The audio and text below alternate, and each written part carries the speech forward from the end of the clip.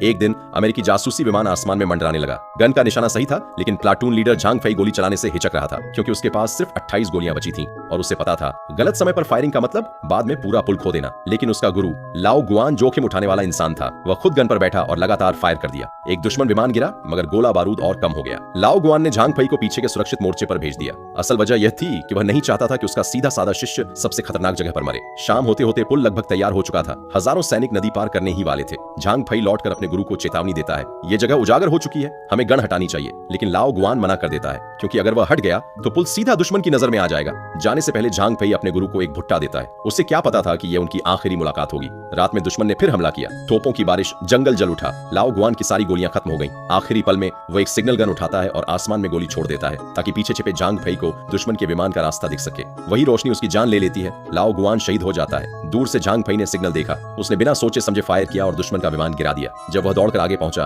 तो गुरु की जगह बस खंडहर और शहीदों के अवशेष बचे थे। इसके बाद झांग फई ने जो किया वह इतिहास बन गया। दुश्मन फिर आया, इस बार पुल को पूरी तरह उड़ाने। झांग फई ने जानबूझकर अपनी गन को चलाया ताकि दुश्मन का ध्यान पुल से हटे। भारी हमले में उसका एक हाथ और एक पैर उड़ गया। खून बह रहा था, लेकिन वह रुका नहीं। उसने जली हुई टांग को आग से दागा, रस्सी से घाव बांधा, 3 गोले गले में लटकाए और एक हाथ एक पैर से अकेले गन पर चढ़ गया। आसमान की ओर देखते हुए उसने आखिरी बार फायर किया। दुश्मन का विमान गिर गया, लेकिन बदले में पूरा इलाका आग में झुलस गया। सुबह होने तक पुल के पास जले हुए शव पड़े थे। इंजीनियर मरते मरते भी लकड़ी पकड़े हुए थे, जैसे आज भी पुल बना रहे हों। फिर अचानक और सैनिक दौड़ते हुए आए। उन्होंने अपने कंधों को पुल बनाया, इंसानी शरीर को पिलर बना दिया और अंत में सेना नदी पार कर गई। लोग कहते हैं ये कहानी मिथक है, लेकिन सच्चाई यह है ये कहानी कोरियन युद्ध के नायक लियू सी पर आधारित है। जीत और हार के बीच बस एक पुल था और उस पुल पर इंसान खड़े थे। और नेक्स्ट पार्ट के लिए सब्सक्राइब करें।